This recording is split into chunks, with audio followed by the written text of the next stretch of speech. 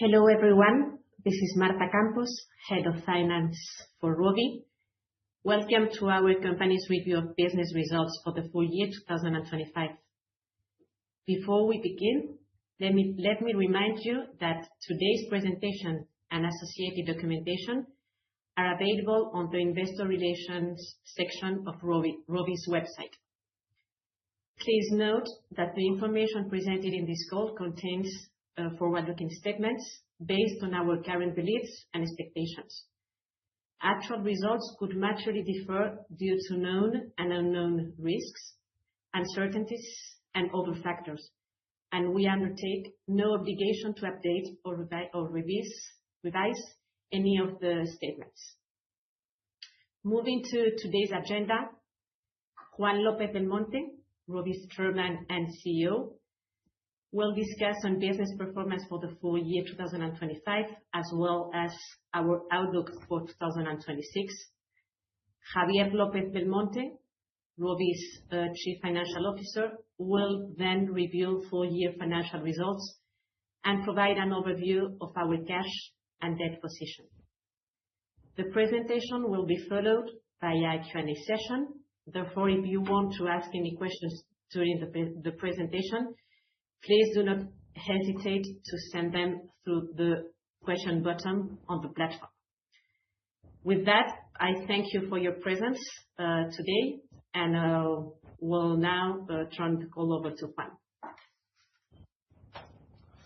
Thank you, Marta.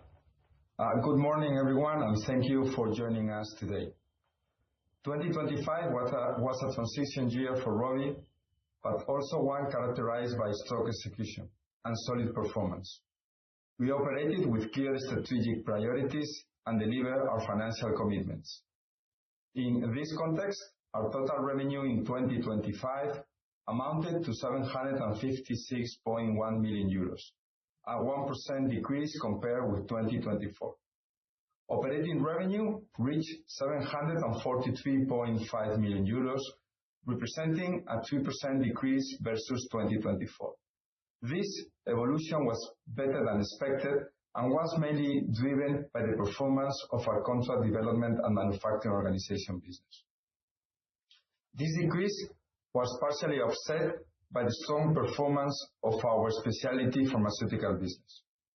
Our gross margin reached 66.5% in 2025, an improvement of 3.9 percentage points compared to 2024. It was also a strong year in terms of profitability. EBITDA increased by 4%, and our EBITDA margin expanded by 1.9 percentage points, reaching 29.1% in 2025. With the visibility we have today, we reaffirm our 2026 guidance, and Rovi expects operating revenue to grow by high single-digit to low double-digit rates compared with 2025. I'm very pleased with the progress we've made in executing transformative initiatives that continue to strengthen our company. Let me begin with our execution in the CDMO business. In November, we announced a collaboration with Roche for the manufacture of a new medicine in development. This agreement reflects the strong momentum we are seeing in new business and the continued expansion of our partnership base. In September, we announced the acquisition of an injectable drug product manufacturing site in Phoenix, Arizona. We are now integrating the facility, Roche Phoenix, into our network. As part of the transaction, we signed a toll manufacturing agreement with an initial 5-year term, including minimum annual payments of $50 million.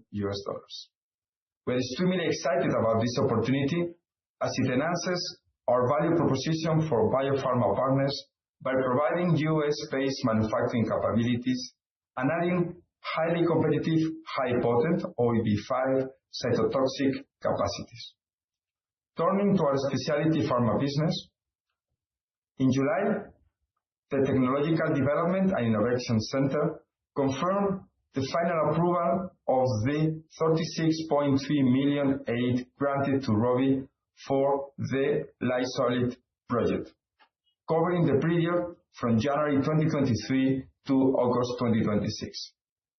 In the second half of the year, we collected the full amount and recognized the revenue associated with expenses incurred between January 2023 and December 2025. And finally, in January 2025, we advanced meaningfully in the field of artificial intelligence. We acquired a majority stake in Cells IA Technology, a pioneer in AI-assisted diagnostic in pathological anatomy, an area with significant potential from transformation to emerging digital technologies. Looking ahead, we expect these actions to translate into strong financial performance over the coming years and give us confidence in our long-term outlook. And now, let me begin a quick overview of the 2025 financial results. Total operating revenues fell 2% to 743.5 million euros versus 2024, mainly due to the behavior of the CDMO business. Notwithstanding, sales of the specialty pharmaceutical business were up 11% to 473.9 million euros, positively impacted by low molecular weight heparins, Okedi, Neparvis, and the contrast agents and other hospital product division. I will touch upon their performance later on the presentation. Moving on to one of our main pillars of growth, the specialty pharma area, sales of prescription-based pharmaceutical products increased by 11% in 2025, reaching 414.1 million euros, driven mainly by the solid performance of our heparin division, which grew 7% in the year. Within the division, enoxaparin was the main growth contributor. Sales rose 9%, supported by higher order volumes from our international partners. Bemiparin also delivered strong performance. Sales increased 4% in 2025, driven by a very strong fourth quarter, with sales increasing 52% compared with the third quarter. This growth was supported by the strength of our international business, where revenues rose 15% to 43.6 million euros, mainly driven by strong performance in China, Greece, and Turkey. We remain focused on becoming a global leader in the heparin field, with both Bemiparin and our enoxaparin biosimilar. In line with this ambition, we continue to invest in achieving self-sufficiency in crude heparin sourcing, moving toward full vertical integration across all manufacturing stages of low molecular weight heparins. Our enoxaparin biosimilar continued to strengthen its global position in 2025, with out-licensing agreements covering 82 territories. Sales performance was solid throughout the year, driven by stronger demand from our international partners. Sales increased 9%, reaching 157.7 million euros, reflecting higher order volumes and sustained momentum in markets where the product is already well positioned. Additionally, the year closed with a particularly strong fourth quarter, the strongest of the year, with sales up 36% versus the previous quarter. Growth from the specialty pharmaceutical business was also driven by Okedi, Neparvis, and the contrast agents and other hospital products. Okedi, the first Rovi product based on its leading-edge drug delivery technology, ISM, for the treatment of schizophrenia in adults, delivered another year of strong growth. Sales reached 56.7 million euros in 2025, an increase of 97% compared to 2024, and 84% rise compared to the fourth quarter of 2024. Sales of Neparvis, a specialty product from Novartis, indicated for the treatment of adult patients with symptomatic chronic heart failure, and reduced ejected fraction increased 10% in 2025. Finally, sales of contrast imaging agents and other hospital products increased by 11% in 2025. Moving on to our CMO business, performance in 2025 evolved in line with our expectations. Sales declined 20%, reaching 269.5 million euros, mainly due to two factors: minimal revenue recognition related to the activities carried out in the year to prepare the plant for Moderna vaccine production, and second, lower production revenues from Moderna during that same period.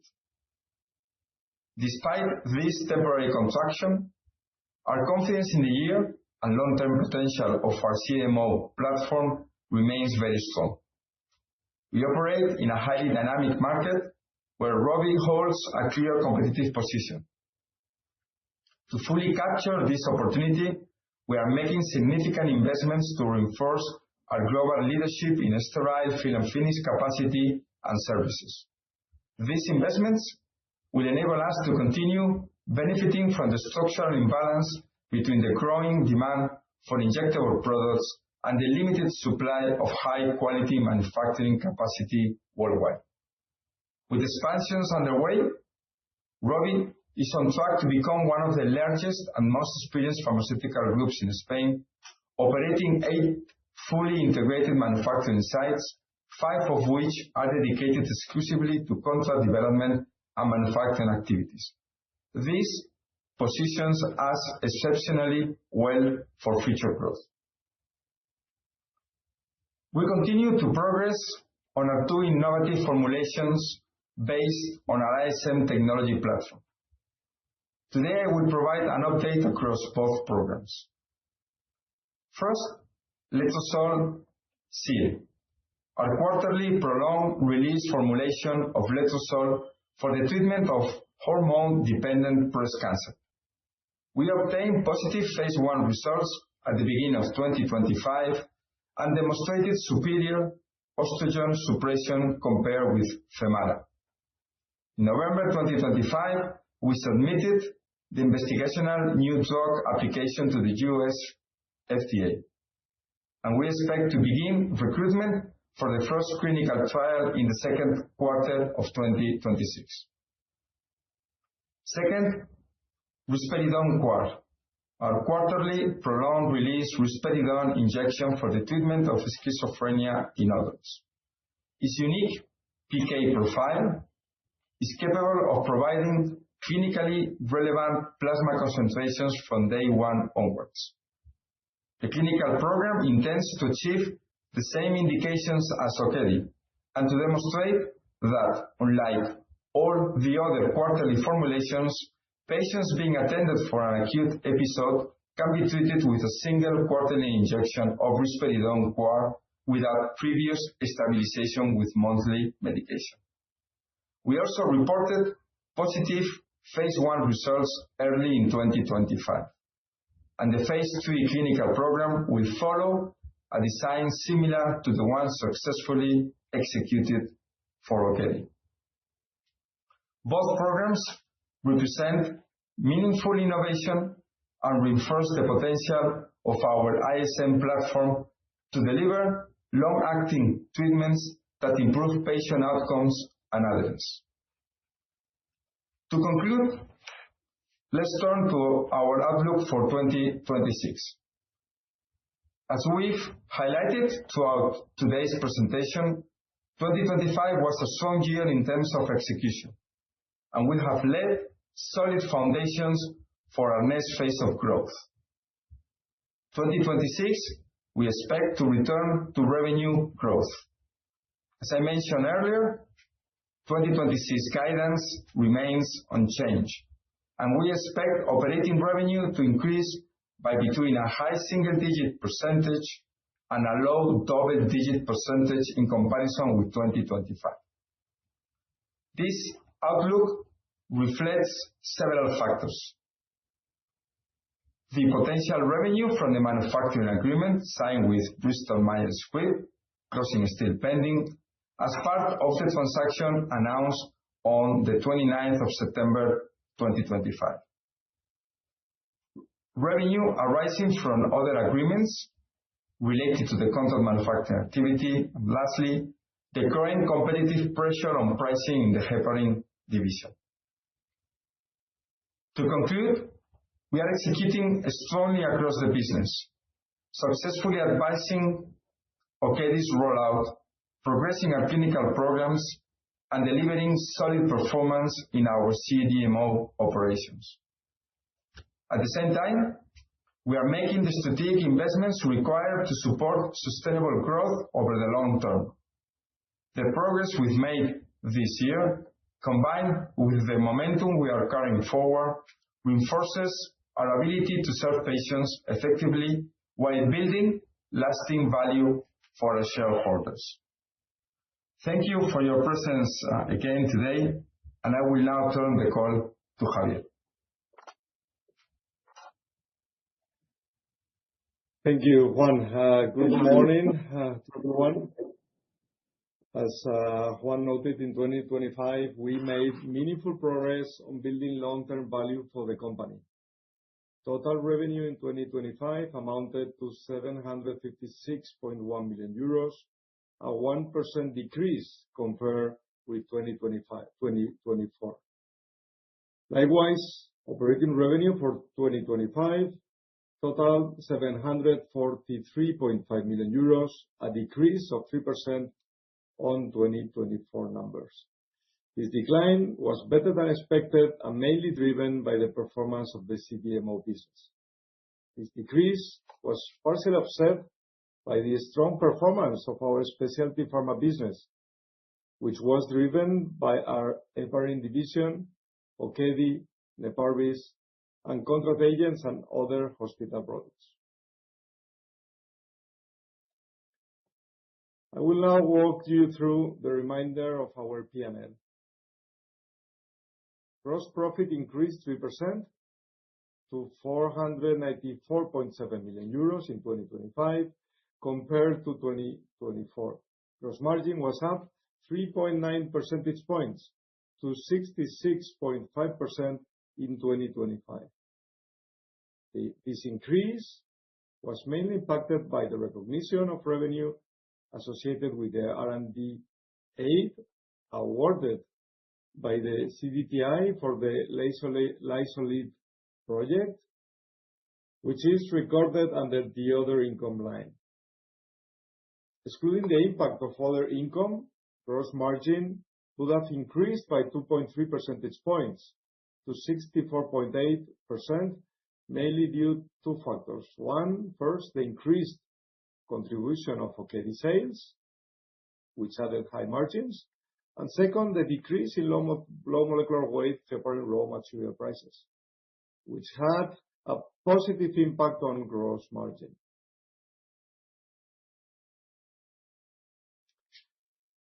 Rovi continues to be committed to innovation. R&D expenses increased 47% to 37.8 million euros in 2025 due to the completion of the phase 1 clinical trials for Letrozole SIE and quarterly risperidone ISM, and also for the preparation for the development of Letrozole SIE's phase 3 clinical trial. SG&A expenses decreased by 2% to 240.7 million euros in 2025 compared to 2024, mainly due to an 8% reduction in other operating expenses, excluding R&D. This item, however, includes non-recurrent expenses associated with the strategic projects undertaken in 2024 and 2025. When excluding these non-recurrent strategic projects and other operating expenses, excluding R&D, would have decreased by 4% in 2025, underscoring the continued effectiveness of the company's cost containment initiatives. These efficiencies offset the 4% increase in employee benefit expenses, always excluding R&D, in 2025 versus 2024, driven primarily by a 3% wage increase due to the entry into force of the 21st collective agreement of the chemical industry, 24-26, in the fourth quarter of 2024, and also by the hiring of additional CDMO personnel.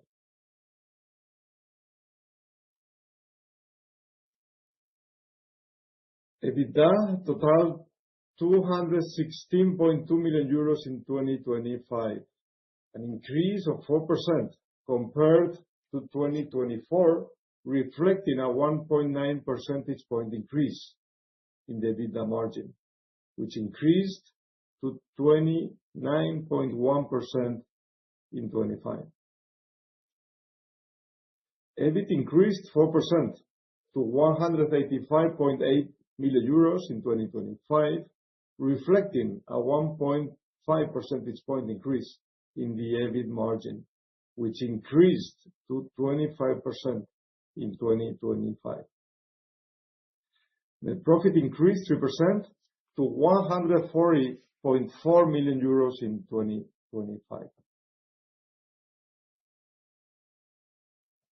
If we now perform a pre-R&D analysis, EBITDA pre-R&D, calculated excluding R&D expenses in 2025, increased by 9%, reflecting a 3.6 percentage point increase in the EBIT margin to 34.2% in 2025. Likewise, EBIT pre-R&D increased by 9%, reflecting a 3.2 percentage point increase in the EBIT margin to 30.1% in 2025. Net profit pre-R&D, in the same way, increased by 8% in 2025. Moving on to the evolution of CapEx and cash generation, let me say first that we view CapEx as a key enabler for Rovi's future growth, and it's a key focus for our organization. This way, last year, Rovi invested 67 million euros. Of this amount, 46.2 million euros relates to investment CapEx related to our facilities, including key important projects such as the new filling lines and the operations expansion, Glycopepton, our joint venture for the construction of a plant dedicated to the production of compounds of high biological value from the intestinal mucosa of pigs, and finally, the industrialization of our ISM platform. Lastly, we invested 21.6 million euros in maintenance and other CapEx. In 2025, we increased cash flow from operating activities by 35% to 187.1 million euros. The increase is mainly explained by two factors: the collection of the CDTI grant from the Lysolid project, and the improvement in inventory resulting from lower prices of heparin raw materials. Our cash generation capacity has also evolved positively, with free cash flow reaching 120 million euros, 57% higher than in 2024. Regarding our debt, as of 31st December 2025, Rovi's total debt increased to 121.8 million euros.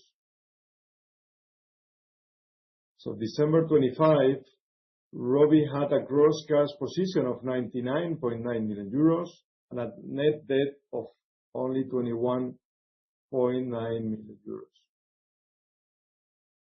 Let me end this section with our dividend policy, which we consider a key priority for Rovi. Rovi's board of directors will propose to the general shareholders meeting a dividend distribution of over 49 million euros.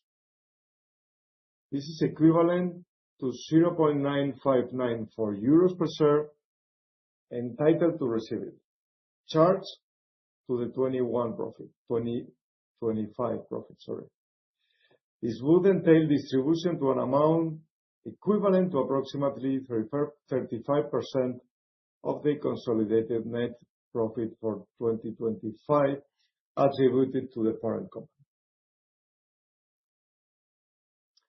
So moving to the news flows for 26, let me say that first of all, Rovi delivered in 2025, and we are entering 2026 in a very strong position, ready to capture the next wave of growth.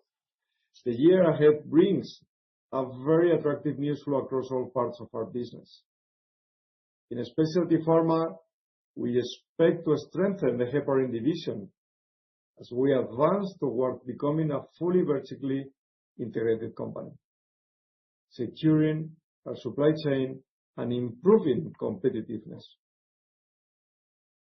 In CDMO business, 2026 will be a pivotal year with the full integration of Rovi's Phoenix into our network and the continued execution of our capital investments, which will expand capacity, enhance capabilities, and support future commercial opportunities.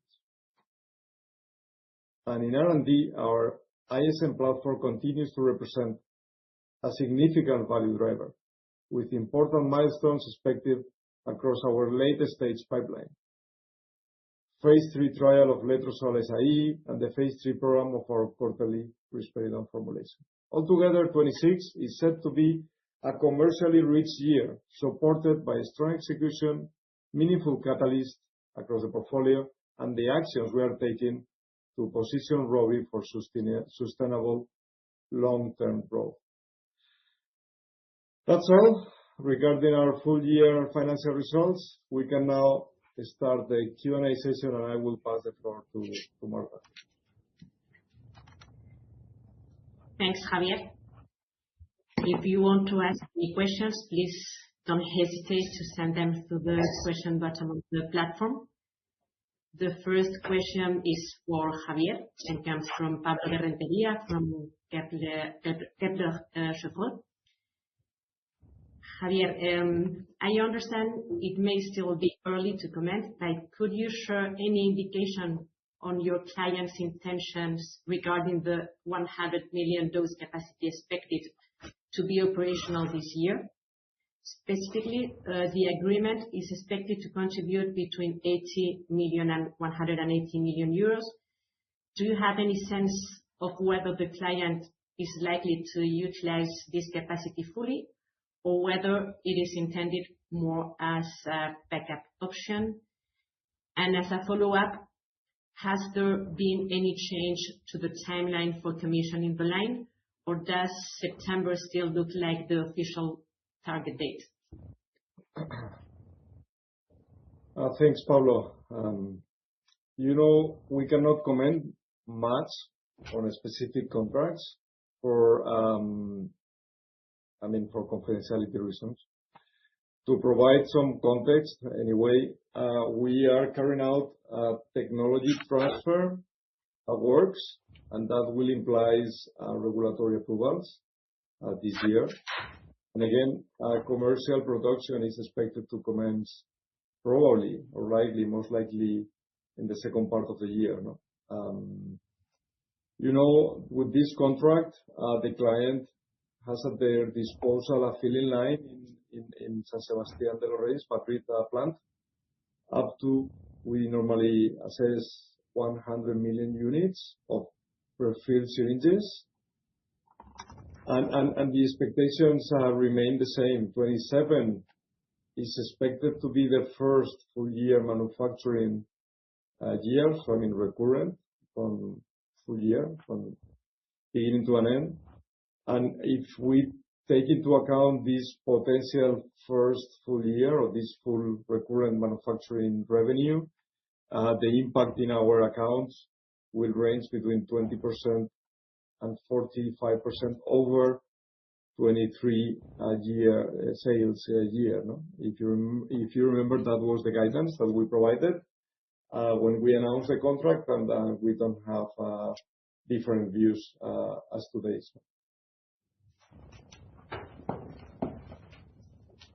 Thanks, Javier.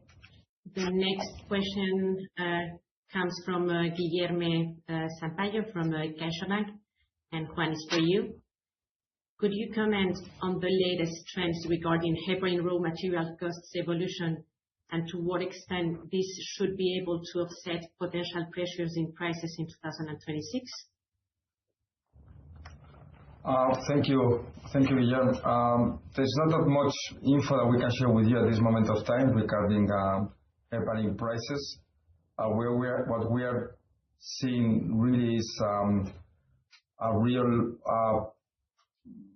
our aggressive price strategies from mostly from the Chinese players. What we are right now working is really on executing our plans to improve cost efficiency and to be able to deliver higher gross margins to make our position in the market more competitive. In this regard, it's going to be very critical, the kickoff of our operations of our new manufacturing plant with the vertical integration of our supply chain. So really, we do believe that we have very positive trends in the future once we can in-house source the crude heparin manufacturing. But right now, really, our goal and what it is taking most of our time right now is to make sure that we deliver all our execution plans in terms of making sure that we can make the most of in terms of cost efficiency in our supply chain. Thanks, Juan. Javier, Guillermo also wants to know what is your view on SG&A evolution in 2026?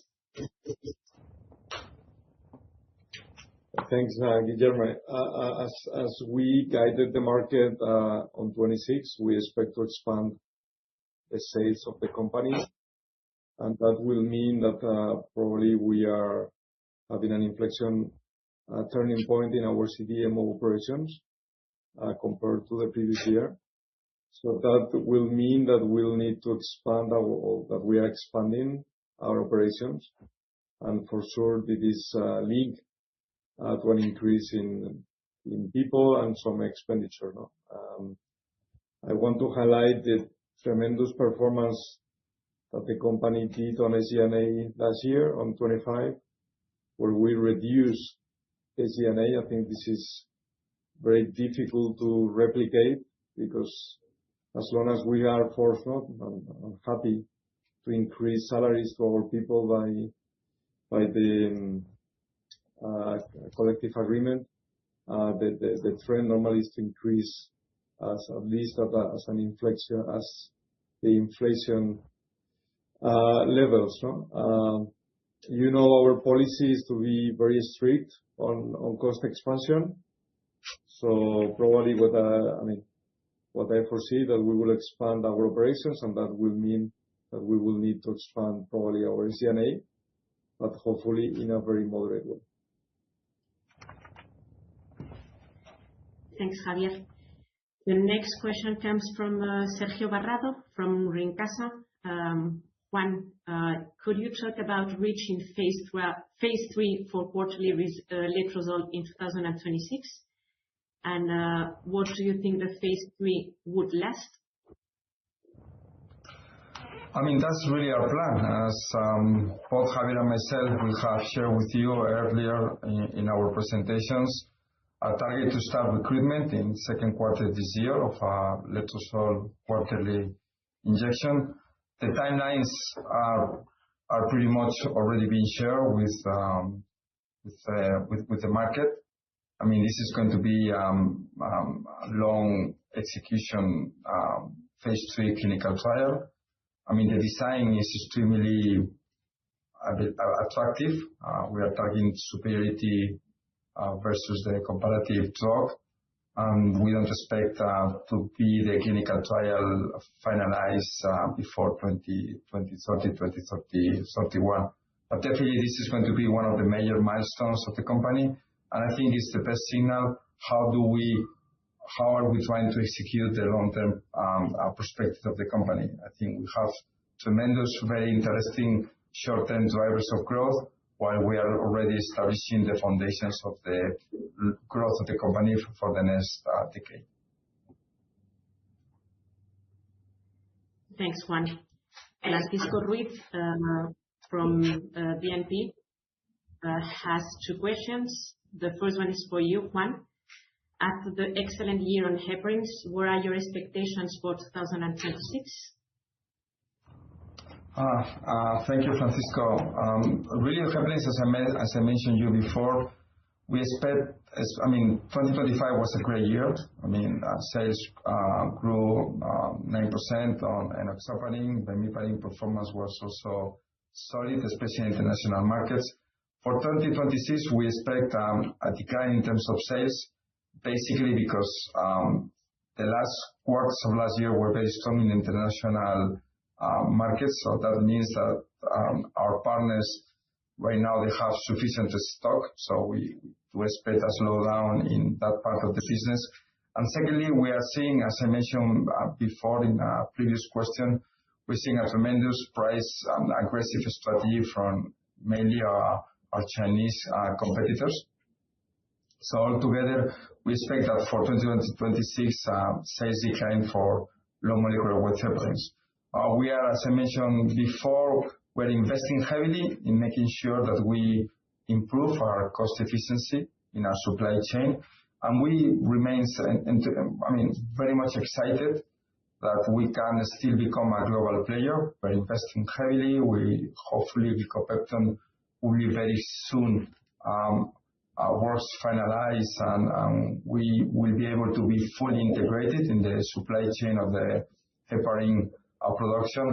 And definitely, I believe that great things are yet to be delivered by Rovi on this field. We are experts on heparins, and we have demonstrated in the past that we do have the skills, the products, and the expertise, and we're just working on the long term to make sure that we continue increasing our sales. Thanks, Juan. The second question from Francisco is for you, Javier. After the lower R&D in 2025 versus expectations, could you update if in 2026 it should go above the range of 40-60 million euros commented? Yeah, thank you, Francisco, for the question. Probably you're right. Last year was a lower R&D expenditure than expected. At the end of the day, the expenditure of R&D is linked to the evolution of the clinical trials. And as we've been mentioning in today's call, we are expecting to start recruiting patients this year, very soon.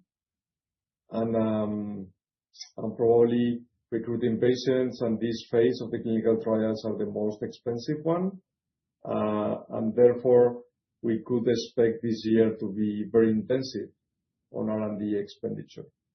At the end of the day, the guidance that we provided on the Capital Market Day last year around the R&D expenditure for this 5-year terms program from 26 to 2030 don't change at all. So probably we'll be expending 300 million euros on these years. So overall, that amount will not change. Probably 26 will be one of the years that we'll spend most on R&D. That's also clear. And we are also looking and pushing to spend as much as possible. That will mean that we are progressing in the right direction. On the other hand, and on the positive front, let me remind all of you that on 26, we will account the second part of this aid from this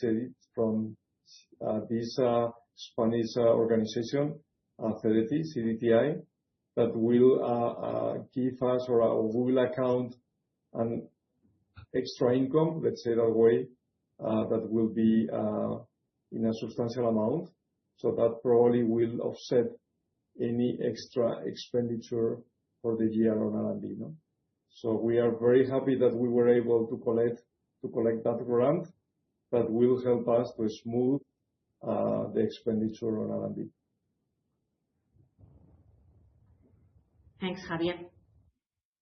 Juan Álvaro Lence from Alantra Equities asks, can you provide some detail on Neparvis prospects and the timing of the loss of exclusivity?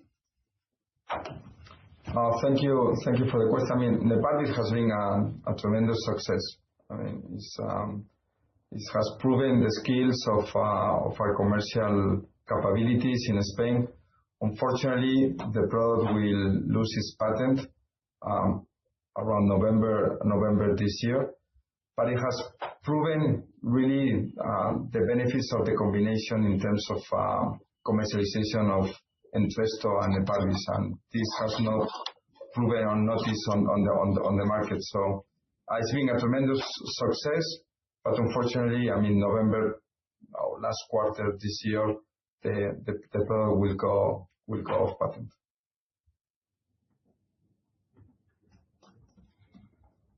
Thanks, Juan. The next question, Javier, comes from Joaquín García Quirós and is related to CapEx.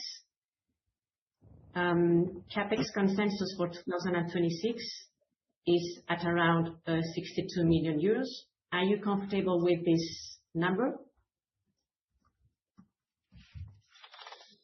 Thanks, Joaquin, for the question.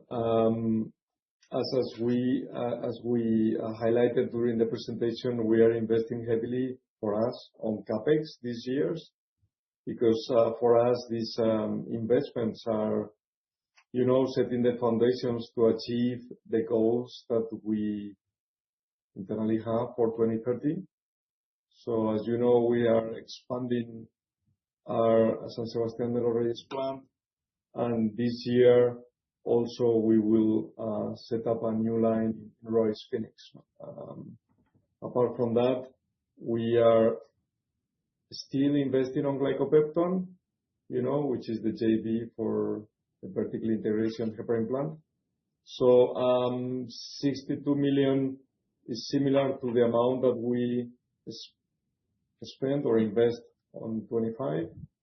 Depending on how these investments, the investments that I was sharing with you, evolve on 26, depending on how they fall on 26, 27, this figure could be similar to last year figure, to 60 million euro capex, or it could be slightly even above that figure. No? So 26 is going to be a key year for the investments of the company. We are acquiring Roy's Phoenix, and probably this acquisition, coupled with the current capex projects ongoing, will make 26 very, very intensive on capex. That's what I would say right now. Thanks, Javier. The next question comes from Tim Jack from Entrepreneurial Investment. Juan or Javier, can you comment on the public information regarding the smaller pipeline and lower R&D spending of Moderna? How does this affect the planned utilization of the established production capabilities? Thank you, Tim, for your question. Go ahead, Javier, go ahead. No, what I was going to say that, in a public conference like this, we don't comment on other companies' performance. But I could say that the outlook for Moderna for 26 and 27 is better than before. No? So we are truly excited about our partnership with Moderna, and take into account that the last past years for Moderna has not been the best for them, and that's public knowledge. If according to their latest comments, they have an uplift of revenues for the coming years. I think that this can only be positive for us. But Juan, please add whatever you want.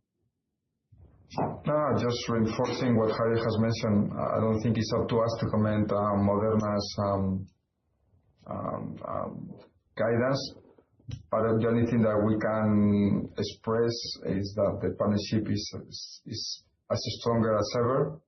And again, we still feel that there is going to be a tremendous important collaboration between Rovi and Moderna in the future. Thanks. The next question comes from Patricia Cifuentes from Bestinver. When do you expect to advance with the Risperidone 4 trials?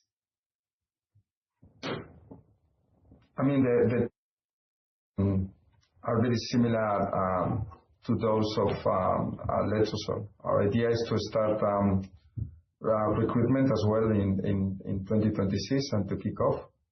And again, it's already very much in place. I mean, the clinical trial is extremely interesting and is going to as well to lay the foundation for tremendous growth for the company, probably in the next 4 or 5 years once we got the results. I mean, we are targeting something that will provide us a commercial competitive advantage is the fact that patients could start right away with our quarterly injection instead of being stabilized with a monthly treatment.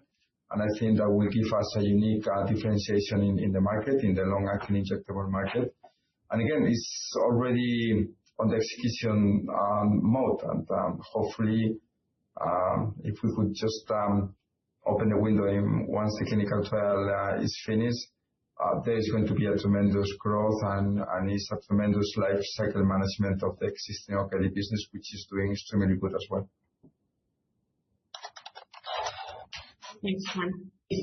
Javier, the next question comes from Jaime Escribano from Santander. Regarding BMS integration, when do you expect BMS to start contributing in P&L? Thanks, Jaime, for your question. The BMS potential revenue for the year, it is linked to the acquisition of Rovi's Phoenix. Basically, we signed the acquisition of the plant in Phoenix last year. There is an interim period, and it will be a closing day. This closing day depends on several conditions and things that both companies or both parties have to perform. We are extremely optimistic that this is going to be easy, and we don't expect that much delay on the acquisition of Rovi's Phoenix. However, it's still early to predict when this acquisition will take place or will this closing take place. We've been, I think we can understand that at least we'll have 6 years from BMS contribution during 26 at least. And we are working to have the closing as soon as possible so we can take over Rovi's Phoenix, start producing for BMS. And more important than that, we want to start deploying all the investments in Rovi's Phoenix to be able to produce to other customers as soon as possible. Okay, thanks, Javier. Jaime also asks about gross margin. What is your expectation for 2026? I mean, we don't provide accurate guidance for gross margin for 26. What we are saying that is with the different drivers that we handle at the company, I think we are positive around gross margin for next year. So again, Okedi is growing. We have commented several times that Okedi is a high added value product for us. So meaning that we have higher gross margin in Okedi than in the rest of the portfolio. So this is a very positive contribution. We try to comment also that the CDMO business is highly gross margin driven too. So positively, if we are increasing the sales of CDMO business on 26, probably this will also contribute in a positive way to the gross margin. And finally, the heparin franchise, as commented, we are having positive tailwinds on the raw material front. So in this area, it will depend on the competitive pricing pressure on the selling side. And depending how the market evolves, we could even have a positive tailwinds on the heparin franchise too, from a gross margin perspective. But again, that will depend on very much how the pricing pressure will evolve on the different markets. Okay, thanks, Javier. And the last question from Jaime is, what is Rovi's base case scenario for the 180 million euro revenue contract range in 2027? Sorry, low, mid, or high end of the range?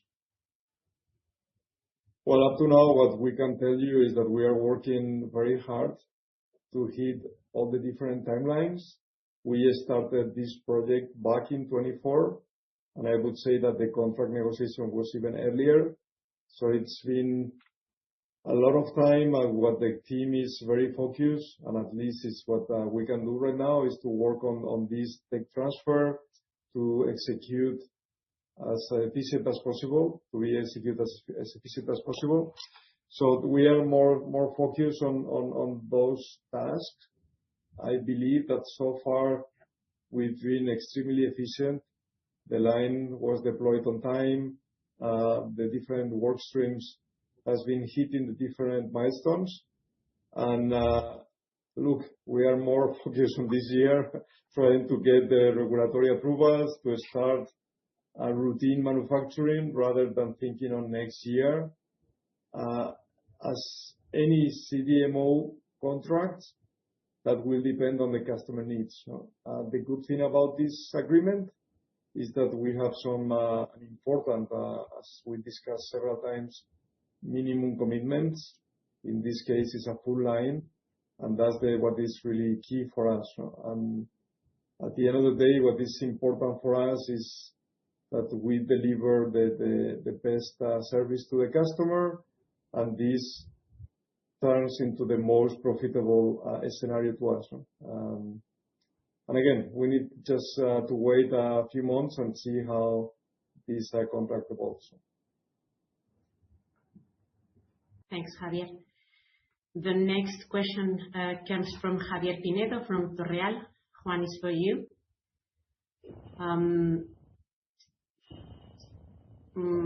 A question for Juan about letrozole, please. To better understand the commercialization strategy, are you planning to launch it with a partner to reduce risk? Are you already in negotiations, or when would you begin negotiating now that phase 3 is starting? Thank you for your question. Really, I think it's too early to really provide a clear strategy of how we're going to move to the market with letrozole. I think what we can share with you is that what we have done with Okedi, that definitely we are setting up our commercial capabilities in Europe, and obviously the obvious case forward would be to leverage those commercial capabilities in Europe. With Okedi, we have shown that we like partnerships, as we have shown with the rollout of bemiparin and enoxaparin, and lately Okedi, with the latest launches in Canada, Australia, or Taiwan, through partnerships. Right now, we are focusing on really getting the clinical trial moving forward. Our scope is global. We want to get the approval in the US and in Europe, and it will depend on how on the results of the clinical trials that will define our final study. The market is extremely attractive, as we have shared to the market in several occasions. We are talking in terms of treatment, close to 3 million treatments. So the market can be between 3 billion to 7 billion, depending on the price strategy. So again, this is a unique opportunity. We really want to hit it perfectly. And that's the reason why we have been aggressive on the clinical trial design. We are targeting superiority, which would provide a tremendous competitive advantage if the product finally gets approved. And I think it will be once that the clinical trial advance, and once we start getting some data, that we will start defining which is the strategy to follow. But I think Okedi, as an example of our previous way of doing things, could be taken as an example of what is our thoughts in terms of the commercialization strategy. Thanks, Juan. The last question comes from Christian Schmidt from Lycon. What is the likelihood of signing an additional CDMO contract in 2026? This one is for you, Javier. Thank you for your last question. I mean, we are truly excited about the business. No? And again, I know that we reiterate sometimes the same message. No? We are signing contracts on an important way or in a very recurrent way, I would say. The only thing is that we do not publish or do not make public these contracts because they are private, and our partners don't want them to be public anyway, no, unless they are very key for us and we are forced to publish because it's a material for our accounts from a stock exchange regulation, or mainly is that. No? I think the momentum is still there. Now we are acquiring Roy's Phoenix, and I'm sure that we'll speed up closing agreements in the next coming months. And as I said before, we are really, really excited about the momentum of the business. We are getting there to be known as one of the largest injectable CDMO players in the world. And I think that the pipeline is full of opportunities. Thank you very much, Javier. So thank you very much for your participation. The Rovi IR team will answer the pending questions as soon as possible. Let me now turn the floor over to our CFO, Javier López-Belmonte, for the closure of the presentation. Well, thank you, Marta. This concludes our presentation of the full year results. As Marta was saying, if there are further questions, which I believe there are, our investor relations team will answer them in a one-to-one mode. Thank you very much for joining in with us for the full year presentations call, and wishing you a pleasant day. Bye-bye.